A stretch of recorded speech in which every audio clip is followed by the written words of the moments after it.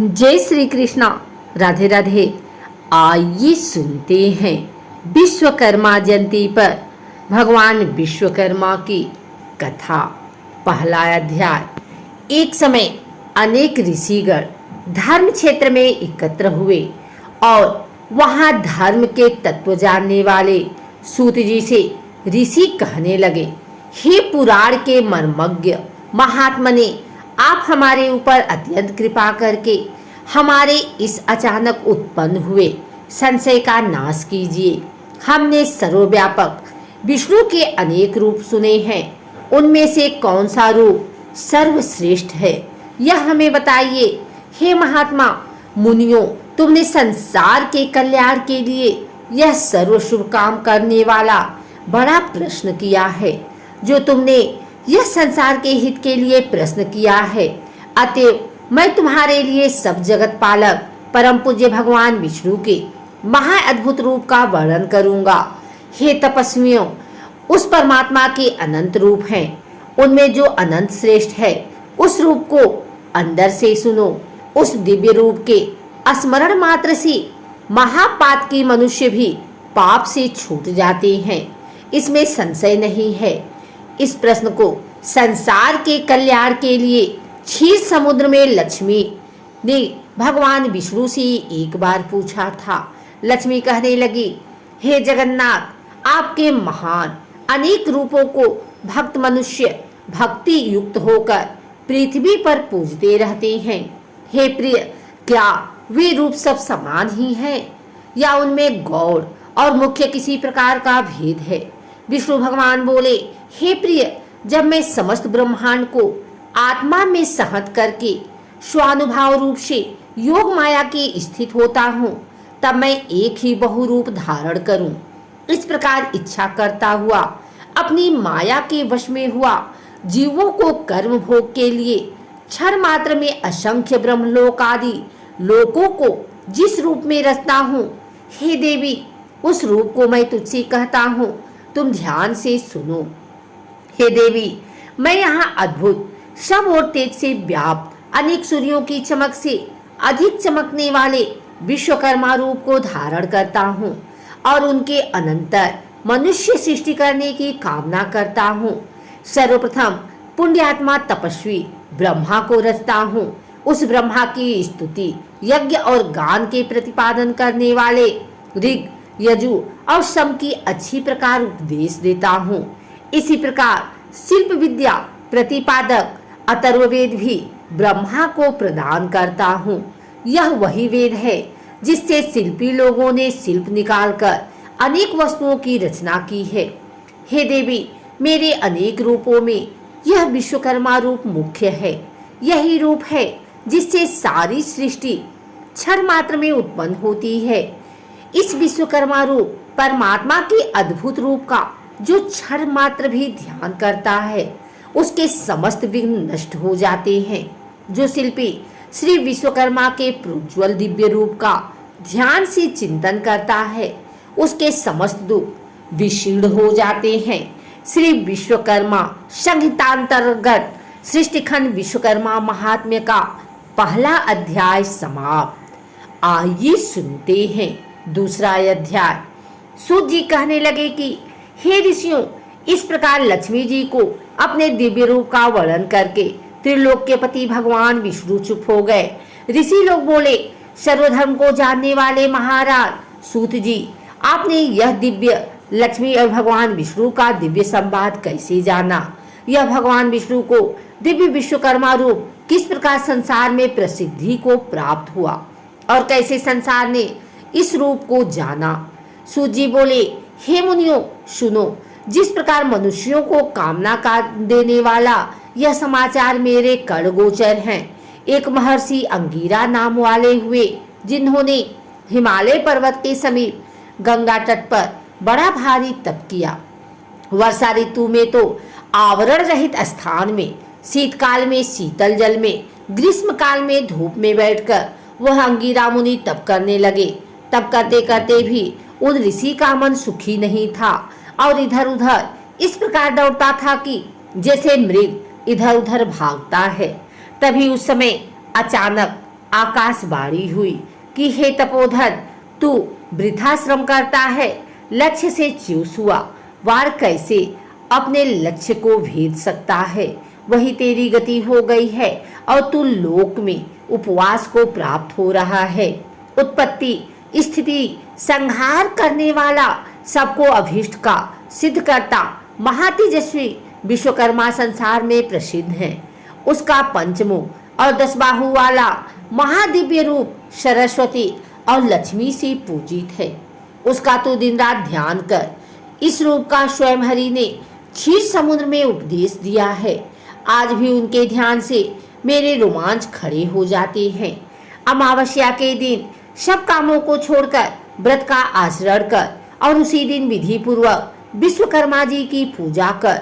इस प्रकार आकाश को गुजा देने वाली बाणी को सुनकर अंगिरा मुनि बड़े विस्मय को प्राप्त हुआ और भगवान का ध्यान करने लगे।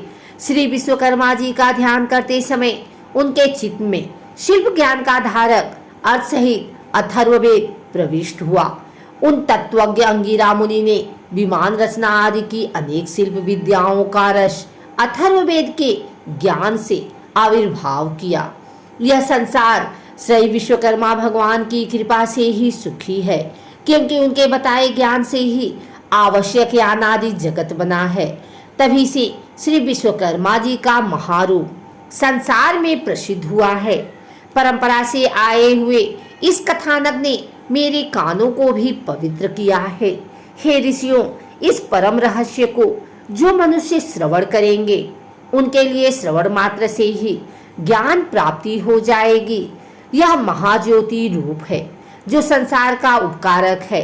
वह मनुष्य कृतज्ञ और पापी है जो इस रूप का ध्यान नहीं करता है। श्री विश्वकर्मा संहिता अंतर्गत सृष्टि खंड विश्वकर्मा महात्मा का 2रा अध्याय समाप्त। 3रा अध्याय प्रारंभ। हे महाराज, आपसे कहे हुए श्री विश्वकर्मा के चरित्र को श्रवण करते हुए हमारे चित्त की तृप्ति नहीं होती है। जैसे अमृत के पान करने से देवताओं की तृप्ति नहीं होती है, अब भी श्री विश्वकर्मा जी के सच्चरित्र के श्रवण की इच्छा इस प्रकार बढ़ती जा रही है जैसे हवा से बार बार अग्नि बढ़ती है। सूत जी कहने लगे, हे मुनि श्रेष्ठों, एकाग्र मन से तुम जगत पूज्य सच्चिदानंद गुरु श्री विश्वकर्मा जी का दिव्य आख्यान सुनो। प्राचीन काल में एक प्रमंगन नाम का राजा हुआ जो अपनी प्रजा को संतान से समान पालता था और सब धन के कामों में बिल्कुल प्रसाद नहीं किया करता था। वह अपनी प्रजा का स्नेह से शासन करता था और कभी भी दंड से प्रजा का दमन नहीं करता था। दरिद्रता से आक्रांत हुए मनुष्य मेरा शासन मानेंगे या उसकी नीति नहीं थी। अतएव वह राजा सदा प्रजा की वृद्धि के लिए यत्न करता था। उसका राज्य कृतज्ञ और दुष्टों के अभाव के कारण सुखी था। उस राजा की कमल के समान नेत्र वाली, साक्षात सती के समान सती, विदुषी, धर्म कर्म व्रत परायण कमला नाम भार्या थी। कभी दैवयोग से उस राजा के शरीर में दारुण कुष्ठ रोग उत्पन्न हो गया। बार बार चिकित्सा किया हुआ भी वह रोग स्वरूप भी शांत न हुआ। उस रोग की पीड़ा से पीड़ित राजा बड़ा व्याकुल होने लगा। ऋषि कहने लगे, हे सुदर्शन सूत, आप पाप रोग धर्म से पृथ्वी पालन करने वाले महात्मा को कैसे हुए? यदि इस प्रकार धर्मात्माओं को भी रोग उत्पन्न हो जाता है तो फिर धर्म कर्म में कौन विश्वास करेगा? सूत जी कहने लगे, हे ऋषियों, उस राजा ने पूर्व जन्म में स्वार्थांध होकर यह उपदेश दिया था कि यह संसार अनादि है, इसका कर्ता कोई विश्वकर्मा नहीं है। यह इस कारण लोगों की वंचता करता फिरता था और नास्तिक मत का प्रचारक था। आप जानते हो, यदि कर्मों के फल का देने वाला विश्वकर्मा परमात्मा हो तो उपकार का कर्ता उपकृत मनुष्य द्वारा मृत्यु के अनंतर दिए आशीर्वादों से उत्पन्न पुण्य फल को कैसे प्राप्त कर सकता है? जब परोपकारी को अपने पुण्य का फल मिल ही न सकेगा तो क्यों कोई किसी का उपकार करेगा? अब जब कोई किसी का उपकार नहीं करेगा तो संसार का उच्छेद नाश हो जाएगा। इसलिए नास्तिक पाखंडी की दुर्दशा अवश्य होती है।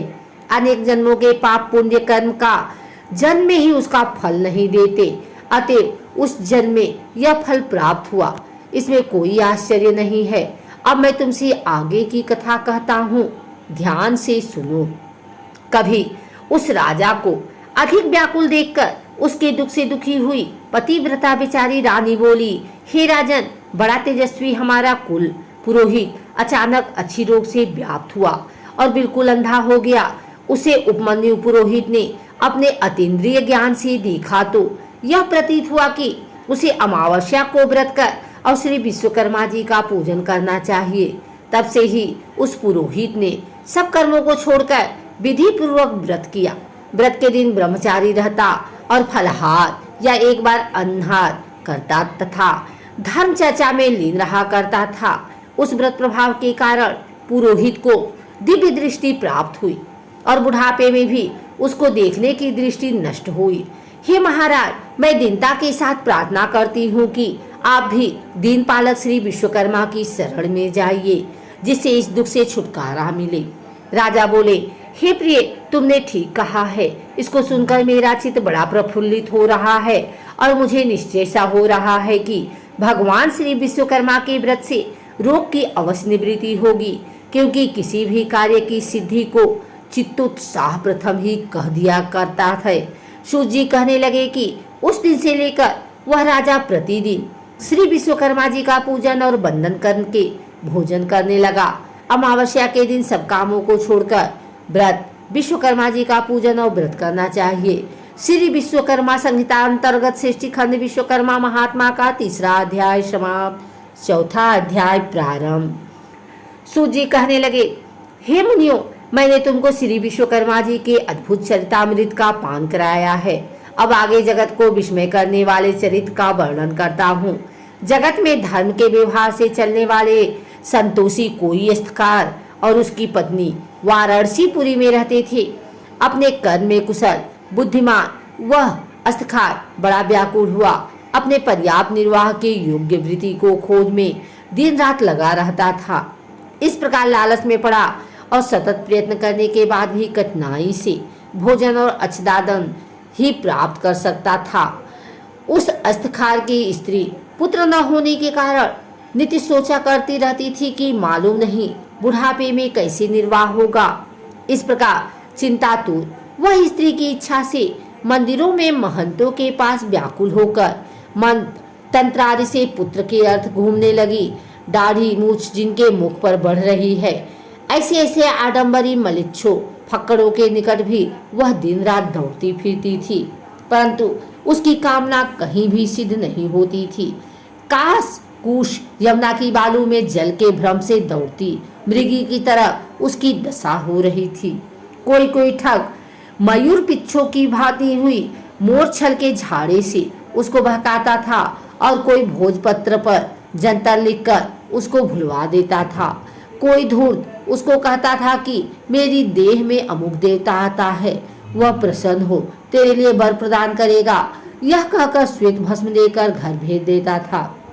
इस प्रकार सोचे दशा को प्राप्त हुए दोनों स्त्री पुरुष बड़े दुखी थे। उनको दुखी देखकर एक पड़ोसी ब्राह्मण बोला, हे रथकार, तू क्यों इधर उधर भटकता फिरता है? मेरी बुद्धि में तू सब तरह से मूर्ख प्रतीत होता है। तू वृथा ही सिखा और यज्ञोपवीत को धारण करता है और तेरी भार्या भी बिल्कुल मूर्ख है, इसमें कोई संदेह नहीं है। इन मिथ्या उपायों से संतान उत्पन्न नहीं हुआ करती है और न धन मिलता है और न कुछ भी सुख प्राप्त होता है। यह तो व्यर्थ की भाग दौड़ है। वे मनुष्य ज्ञानी हैं जो इस प्रकार के व्यर्थ उद्योगों से अपने मनोरथ सिद्ध करना चाहते हैं। कहीं व्यर्थ उद्योग करने पर भी मनोरथ सिद्ध हुए हैं। इस मनुष्यों से अधिक वे मूर्ख हैं जो मलेच्छों की फूंक की अग्निज्वाला से अपनी संतान का जीवन होना समझते हैं। मलेच्छों की फूंक से दग्ध हुए कुमाता के पुत्रों की फिर धर्मशास्त्र में अनुकूल उत्तम बुद्धि उत्पन्न नहीं हो सकती। इसलिए तू सब वृथा के उपायों को छोड़ दे और केवल दयालु श्री विश्वकर्मा की शरण को प्राप्त हो। हे श्रेष्ठ पुरुष, विश्वकर्मा की कृपा से तेरी अवश्य ही सिद्धि होगी। समस्त दुखों के नाश करने में श्री विश्वकर्मा के अतिरिक्त अन्य कोई भी सामर्थ्य नहीं है। कर्मों के फल दान देने में वह विश्वकर्मा परमेश्वर स्वतंत्र है। और आगे पीछे करके कर्मों के फल देते रहते हैं। यदि तेरी यह दुर्दशा अपने बुरे कर्मों के फल से हो रही है तो वह विश्वकर्मा रूप ईश्वर अन्य योनियों में भी फल दे सकता है, क्योंकि वह सर्वशक्तिमान है। ईश्वर कर्मों के फल स्वरूप सुख दुख देता है और इस सुख और दुख के साधन उसके पास बहुत हैं। उसके पाप केवल दुख देने के लिए निर्धन या निसंतान बना देता ही साधन है। इसलिए तू सब कामों को छोड़कर अमावस्या को व्रत कर और जितेंद्रिय रहकर भक्ति से विश्वकर्मा भगवान का श्रवण किया कर। जितना हो सके उतना दान, अध्ययन, परोपकार के कार्य आदि करता रह। इस प्रकार ब्राह्मण के वचनों को सुनकर उस अस्तखार के लोचन खुल गए। उस परोपकारी ब्राह्मण के चरणों को देर तक स्पर्श करके वह रथ कर श्री विश्वकर्मा जी का ध्यान करता हुआ अपने घर को चला गया। उस दिन से लेकर वह धर्मात्मा रथकार श्री विश्वकर्मा जी के चरण कमलों की शक्ति में लीन रहने लगा। उस रथकार की उत्तम स्त्री भी सब मिथ्या उपायों को छोड़कर श्री विश्वकर्मा के उत्तम गुणों में भक्ति करने लगी। अमावस्या के दिन इस दिव्य व्रत के प्रमाण से वह दंपति धन और पुत्रों से युक्त हुई। उस रथकार का एक दिन भी बिना वृत्ति के नहीं जाता था। उसका पुत्र बड़ा सुशील, गुणवान, विद्यमान और अपने माता पिता की शुश्रूषा करने वाला हुआ। इस प्रकार सब देवों से अतिशायी श्री विश्वकर्मा के प्रभाव से यह गृहस्थ सुख भोगने लगा। इसी प्रकार जो मनुष्य भक्ति युक्त चित्त से श्री विश्वकर्मा का ध्यान करते हैं वे इस लोक में पुत्र पौत्र आदि से युक्त होकर सुखी होते हैं। श्री विश्वकर्मा संहिता अंतर्गत सृष्टि खंड विश्वकर्मा महात्मा का चौथा अध्याय समाप्त। 5वां अध्याय प्रारंभ। ऋषियों ने कहा, हे सुत जी, विश्वकर्मा भगवान के जिन चरणों की पूजा देवता भी करते हैं, आनंदमय चरित्र को थोड़ी सी शब्दों में सुनकर हमारी इच्छा और भी बढ़ गई है। जिस प्रकार हवि से अग्नि प्रचंड हो जाती है, ठीक इसी प्रकार ज्यों ज्यों हम विश्वकर्मा भगवान का चरित्र सुनते हैं त्यों त्यों उनके सुनने की इच्छा और भी बढ़ती जाती है। सूत जी बोले, हे मुनि लोगों, आप लोगों ने विश्वकर्मा के चरित्र को सुना, जिसके सुनने से देवता भी नहीं अघाए। एक बार नैमिषारण्य में मुनि और सन्यासी लोग एकत्र हुए और अपने अमिष्ट की प्राप्ति के लिए एक सभा की। विश्वामित्र कहने लगे कि हमें लोगों के आश्रमों में दुष्ट कर्मों के करते हुए राक्षस लोग यज्ञ करने वाले मुनियों के आसपास ही बड़े बड़े मनुष्य को अपना ग्रास बना लेते हैं। इस प्रकार यज्ञों को नष्ट करते हुए वह राक्षस लोग नर मांस भक्षक करते हैं। माता मुनि कहने लगे कि हमारे पूज्य पुरोहित उपमन्यु, जो ब्रह्मचर्य व्रत में स्थित रहकर और कंदमूल खाकर सदा धर्म कार्य में संलग्न रहते हैं तथा जो प्रतिदिन सारे कर्मों को छोड़ परमात्मा का ध्यान करते रहते हैं तथा वह भी राक्षसों को नष्ट करने में समर्थ हो सकते हैं। इसलिए अब हमें अनेक कुकृत्यों से बचने का कोई उपाय अवश्य करना चाहिए। सूत जी बोले, हे ऋषियों, इस प्रकार ऋषि मुनियों के वचन सुनकर वरिष्ठ मुनि जी कहने लगे कि एक बार पहले भी ऋषि मुनियों पर इस प्रकार का कष्ट आ पड़ा था। उस समय वह सब मिलकर स्वर्ग में ब्रह्मा जी के पास गए। चतुर्भुज ब्रह्मा ने पद्मासन लगाए हुए शांत भाव से ध्यान वंचित में उन्होंने ऋषि मुनियों को देखा जो दुख से छुटकारे देने वाले शिवरूप भगवान का ध्यान कर रहे थे। उन प्रभु जो सबका पिता है, यह सब बात आदि से अंत तक जान ली और ऋषि मुनियों को दुख से छुटकारा पाने के लिए विश्वकर्मा भगवान की कथा का उपदेश दिया। सूत जी बोले, हे ऋषियों, इस प्रकार उनके वचन सुनकर विश्वामित्र मुनि को बड़ा आश्चर्य हुआ और वह जरा निकट आ गए। तब ब्रह्मा के बताए हुए और पक्के सुख के उपाय को सुनकर विश्वामित्र मुनि मन को प्रसन्न करने वाले वचन कहने लगे। विश्वकर्मा मुनि बोले कि मुनि लोगों, आप लोग वरिष्ठ के कथन को सुनो। वस्तुतः यह बात निश्चित ही है कि ब्रह्मा ही सब दुखों का उपाय है, इसलिए हमें इसके लिए कुछ अधिक सोच विचार की आवश्यकता नहीं। सारे पापों को दूर करने वाला और दुखों को हटाने वाला एक ही ब्रह्मा है। सूत जी बोले, ऋषि लोगों ने ध्यान पूर्वक सुना और गदगद वाणी से कहने लगे कि विश्वकर्मा मुनि ने ठीक ही कहा है कि ब्रह्मा की ही शरण जाना उपयुक्त है। ऐसा सुन सब ऋषि मुनियों ने स्वर्ग को प्रस्थान किया। वह राक्षसों से हुई अपनी दुर्दशा ब्रह्मा को सुना सके। मुनियों के इस प्रकार कष्ट को सुनकर ब्रह्मा जी को बड़ा आश्चर्य हुआ।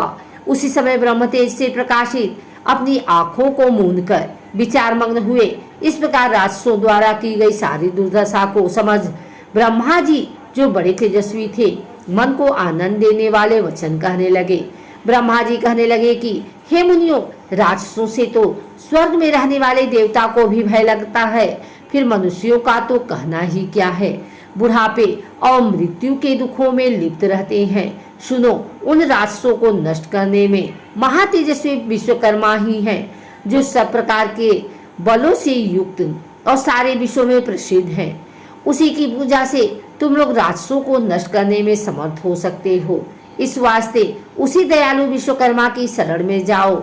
देवताओं को हवि के पहुंचाने वाला अग्नि नामक देवता संसार में प्रसिद्ध है। उसी का पुत्र यज्ञों में श्रेष्ठ पुरोहित होता है। अंगिरा उसका नाम है और सब मुनियों में श्रेष्ठ है। वही आपको दुखों से पार कर देगा, इसमें कोई संदेह नहीं है।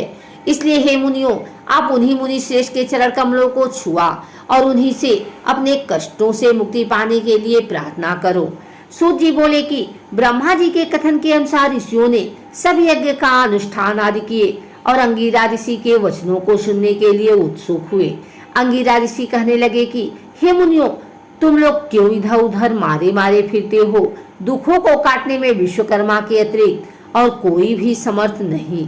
इसलिए तुम्हें चाहिए कि जितेंद्रिय रहते हुए अमावस्या के दिन अपने साधारण कर्मों को रोककर भक्ति पूर्वक विश्वकर्मा की कथा सुनो, जिसके सुनने मात्र से जन जन्मांतर के पाप नष्ट हो जाते हैं। मुनि लोग ब्रह्मचर्य व्रत में स्थित हो विश्वकर्मा देव की पूजा द्वारा ध्यान करते हुए सब प्रकार के सुखों को प्राप्त करते हैं। सूजी कहने लगे कि मुनि लोग इस प्रकार महर्षि अंगिरा के वचनों को सुनकर अपने अपने आश्रमों को चले गए और यज्ञ में विश्वकर्मा देव का पूजन किया, जिसका परिणाम यह हुआ कि उनकी पूजा से सारे राक्षस भस्म हो गए, यज्ञ विघ्नों से रहित हो गए तथा नाना प्रकार के सुखों से संपन्न हो गए। जो मनुष्य भक्ति पूर्वक विश्वकर्मा का चिंतन करता है वह सुखों को प्राप्त करता है, संसार में बड़े पद को प्राप्त करता है। श्री विश्वकर्मा संहिता अंतर्गत श्रेष्ठ खंड विश्वकर्मा महात्म्य का 5वां अध्याय समाप्त। 6वां अध्याय प्रारंभ। सूजी बोले, हे मुनियों, मैं आपसे सब लोगों में विख्यात श्री विश्वकर्मा का महात्म्य फिर कहता हूँ, तुम ध्यान से सुनो। उज्जैन नगरी में एक सर्वश्रेष्ठ धन तत्पर उदार धनंजय नाम सेठ था। उस सेठ का कोष खजाना लाल मोती हीरे जवाहरातों से ऐसे भरा था जैसे कुबेर का भंडार भरा हो। विवाह, व्यवहार, अभियोग, रोग संकट में प्रत्येक मनुष्य उसके धन का उपयोग किया करता था। उपकार में लगे हुए इस सेठ का धन छीड़ हो गया और वह ऐसा दुख पाने लगा जैसे कीचड़ में फंसा हुआ हाथी दुखी होता है। उस सेठ की यह प्रबल आशा थी कि पूर्व उपकार किए मेरे मित्र मेरी अवश्य सहायता करेंगे, परंतु उसकी आशा व्यर्थ हुई और उन कृतज्ञ मित्रों में से कोई भी उसके उपकार के लिए समर्थ नहीं हुआ। उसके मित्र क्षण मात्र में शत्रु हो गए और वे उपकृत मित्र की सर्वप्रथम उस सेठ की निंदा करने लगे। उसके वे पुराने मित्र अपने दृष्टियों को छिपा छिपा कर निकल जाते थे। बात तो यह है कि स्वार्थी मित्र विपत्ति में साथी नहीं हुआ करते। इस नीच वृत्ति से उस धनंजय सेठ को एक बार ही संसार से विरक्त और मनुष्यों से घृणा उत्पन्न हो गई। वह अपने नगर को छोड़कर और कृतज्ञों के मुख पर थूक कर वन को चला गया। कंद मूल फल आदि से प्रयत्न पूर्वक अपनी वृत्ति करता था और मनुष्य मात्र को देखकर दूर भाग जाता था। एक बार घूमते हुए सेठ ने पर्वत की गुफा में पद्मासन बांधे शांत लोगों से व्याप्त लोमस मुनि को देखा। उस धनंजय ने उस मुनि को कोसों से व्याप्त देखकर पशु समझा और कौतूहल तमाशा की इच्छा से उनके पास अच्छी तरह बैठ गया। मुनि ने पास बैठे हुए धनंजय से पूछा, हे महात्मा, कुशल तो हो? कहाँ से पधारे हो? उस धनंजय ने इस पशु को मनुष्य के समान बोलता देखकर बड़ा अचंभ किया और प्रारंभ से अपना सारा वृतांत उस ब्रह्मर्षि को बता दिया। यह सुनकर मुनि श्रेष्ठ धनंजय से बोला, यदि तुझे पापी कृतज्ञों से घृणा है तो तू कैसे विश्वकर्मा से विमुख हो रहा है? हे श्रेष्ठ, सब सुखों के भोगने की शक्ति वाले तुझको उसी विश्वकर्मा ने बनाया है। वह विश्वकर्मा को भूल जाने से कैसे सुख मिल सकता है। नास्तिक कृतज्ञोपकार को तभी भूलता है जब वह प्रथम परमेश्वर को भूल जाता है। इसलिए तू अद्भुत शक्ति वाले विश्वकर्मा की शरण को प्राप्त हो। उधर वो मूल जगत के कारण उस विश्वकर्मा ने नाना रूप है। कोई रूप द्विबाहु, कोई चतुर्बाहु और कोई 10 बाहु का है। इसी प्रकार एक मुख, चतुर्मुख और पंचमुख के रूप हैं। मनु, मैं, त्वष्टा, शिल्पी और दैव योग से विश्वकर्मा के साकार रूप के पुत्र हैं। श्वेत बंधु के समय श्री रामचंद्र जी ने भी श्री विश्वकर्मा जी का पूजन किया है। श्री कृष्णचंद्र ने द्वारका रचना के समय श्री विश्वकर्मा की पूजन की है। इसी से वे भी द्वारका जैसी सुंदरपुरी की रचना कर सके हैं। हे धनंजय, तू भी उसी श्री विश्वकर्मा का पूजन और वंदन कर। इस प्रकार सब दुखों से छुटकर सब सिद्धि प्राप्त करेगा। इस प्रकार उस लोमस ऋषि का उपदेश सुनकर उस श्रेष्ठी को बड़ा संतोष हुआ और दिन से ही लेकर वह श्री विश्वकर्मा का भक्त हो गया। उन श्री विश्वकर्मा जी के पूजन से उसके समस्त पाप दग्ध हो गए और अंत को देवता बनकर सुख भोग कर जो मनुष्य भक्ति युक्त चित्त से श्री विश्वकर्मा का ध्यान करता है वह सुखी होकर विश्वकर्मा जी के चरण कमलों का भक्ति प्रदान करता है। श्री विश्वकर्मा जी का यश बड़ा पवित्र है। उसको तो तत्वज्ञ मनुष्य सुनता है। वह पृथ्वी पर सब सुखों को प्राप्त करके अंत में श्री विश्वकर्मा जी के शाश्वत पद को प्राप्त करता है। श्री विश्वकर्मा संहितांतर्गत श्रेष्ठ खंड विश्वकर्मा महात्म्य का 6वां अध्याय समाप्त। 7वां अध्याय प्रारंभ। ऋषि कहने लगे, भगवान विश्वकर्मा की पवित्र कथाओं को श्रवण कर हमको बड़ी श्रद्धा उत्पन्न हुई है। अब आगे और सुनना चाहते हैं। चित्त में उद्योग होने पर क्या करना चाहिए? दरिद्र किस प्रकार नष्ट होता है? मृतवसा अर्थात जिस स्त्री के उत्पन्न होकर बच्चा मर जाता है उसकी शांति का क्या उपाय है? हे तपोधन, पहले जन्म में किए गए पाप इस जन्म में फल देते हैं। रोग दुर्गति, अमिष्ट वस्तुओं का नाशक और शमशेर पीड़ाओं को हरण करने वाले भगवान विश्वकर्मा के पूजन को कहता हूँ। दूध पीने वाले छोटे बालकों तथा तरुण बालकों का मरना मृतवत्सा इस तरह की शांति के लिए और चित्त का वैकल्प दूर करने के लिए भगवान विश्वकर्मा का पूजन करना चाहिए। प्राचीन काल में रथांतर कल्प में एक दंतवाहन नाम का राजा हुआ। वह सूर्य के समान प्रभावशाली लोकों में प्रसिद्ध था। उसी का कृतवीर्य नाम का एक प्रतापी पुत्र हुआ जो 7 द्वीपों पर्यंत पृथ्वी में शासन करता था। उस राजा के 11 पुत्र पूर्व जन्म में किए पाप के वश पैदा होते ही नष्ट हो गए। तब तो रानी शोक करती हुई पृथ्वी पर पछाड़े खाती हुई रुदन करने लगी और राजा से बोली कि मैं अपने यौवन को नष्ट करके पुत्रहीन कैसे धैर्य धारण करूं। तब राजा अपने स्त्री को संतोष दिलाकर गुरु के घर गया और प्रणाम कर बोला, हे भगवान, मेरे पुत्र होकर मर जाते हैं। यह किस दिन की मुझसे अवहेलना होती है, सो कहिए, क्योंकि दिन रात उत्पन्न हुए पुत्रों को याद करके रानी बहुत रुदन करती है और धैर्य धारण नहीं करती है। गुरु बोले, हे राजन, अब बहुत शोक मत करो। तुम्हारे एक वंश को बढ़ाने वाला चिरंजीवी पुत्र होगा। देवों के देवीश भगवान विश्वकर्मा का पूजन करो। उनके प्रसन्न होने पर अवश्य फल की सिद्धि होगी। उनकी पूजा के आगे अन्य देवों की पूजा से क्या। तब राजा ने धर्म से दृढ़ होकर अपनी पत्नी सहित भगवान विश्वकर्मा का पूजन किया। वस्त्र आभूषणों से ब्राह्मणों को संतुष्ट किया। तब भगवान विश्वकर्मा ने प्रसन्न होने पर उसकी स्त्री ने गर्भ धारण किया और 10वें महीने में सुंदर से पुत्र को जन्म दिया। तभी से वह विश्वकर्मा का महीने महीने में पूजन करने लगी। अंत में बैकुंठ धाम को गया।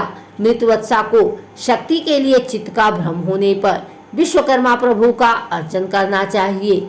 ऐसा करने से मनुष्य की इच्छाएं पूर्ण होती हैं। दरिद्रता का नाश, बाल पीड़ा और दुष्स्वप्न का भय नहीं होता। श्री विश्वकर्मा संहिता अंतर्गत श्रेष्ठ खंड विश्वकर्मा महात्म्य का 7वां अध्याय समाप्त।